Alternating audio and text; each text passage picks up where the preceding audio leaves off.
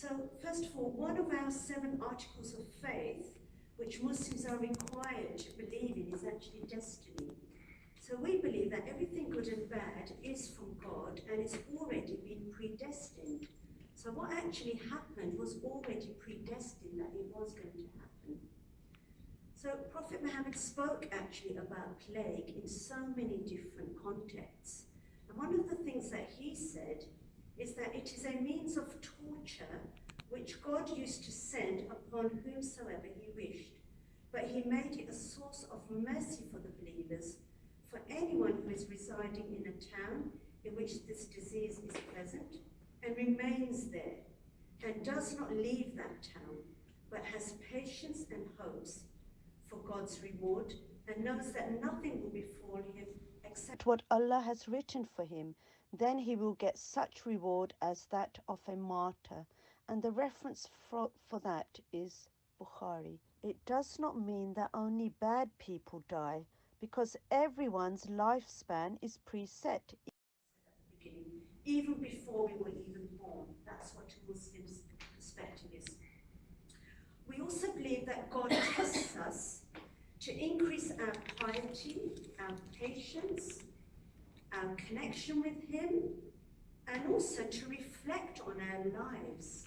And if we actually reflect on what was happening just before the pandemic happened, there's lots of bad going on there. A lot of people actually changed their lives for the better. Lots and lots of positive, at least 30 positives came out of the pandemic, which is my second part.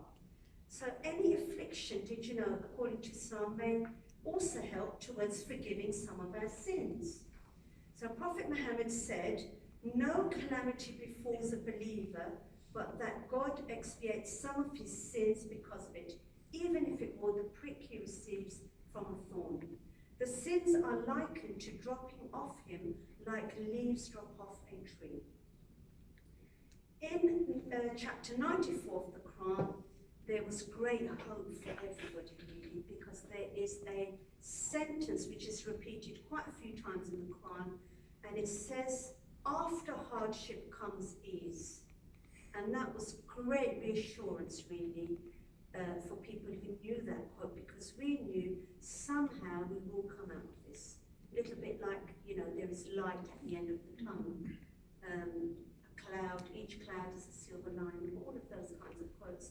But our one, actually, which sticks out from the Quran, is after hardship comes ease. And that is actually what kept us going, because we kept thinking it doesn't matter, no matter how difficult it is, it's going to get better. The only way is up, basically. So I'm going to end there. That's my 5 minutes. Thank you, Sidra.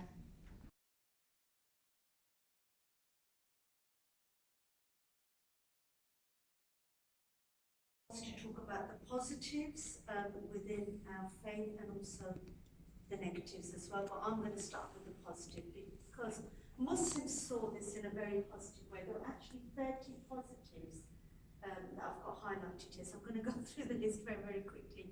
First of all, look at how much money was saved. All the shops were shut. No eating places, no cinemas. So we saved money on holidays, on clothes, on eating out, on entertainment, on traveling, and on fuel. How many of us were working online at home? We became more humble. We started to learn to appreciate things more. More voluntary work, charity work. How many food banks opened up in COVID? People started praying more. Definitely within Islam, there was at least 5 ladies who never prayed, who I know. Who else could they turn to but God to relieve them from this calamity? People's general knowledge increased generally because of all the online lectures, which they always wanted to hear and they couldn't. Muslims were happy because some of their sins were being forgiven if they did get COVID, so that's what I was talking about earlier. People were eating healthily, home-cooked food. We started, stop drinking and stop smoking and no drugs, exercising, connecting with nature. Pollution decreased, and the ozone layer got healed as well. Cleanliness increased. We decluttered our homes, and newfound hobbies like gardening We slowed down our busy lives, sat down for a change, had a cup of tea, better IT skills. How many people? I taught my mum how to use Zoom. New ways of learning, all that new ways of learning. We saved on office rents and travelling expenses, NHS money. How much NHS money was saved there because of no need to see patients. I mean, I know this personally because my husband's a GP, so there was money saving there. Stronger connection with our families. All of a sudden, I had my old school friend contacting me in COVID. It was just absolutely amazing. Genuine relationships were, increased. World unity. No race hate crime. Race hate crime was 0. Did you know in lockdown? And no Islamophobia. All of a sudden, everybody was all, one big family. No burglaries, because everybody was at home. World unity, and all of those things. Just look at how many are listed there. So the main low for Muslims was that a lot of people that are Muslims are from the BAME community, and their vitamin D is low.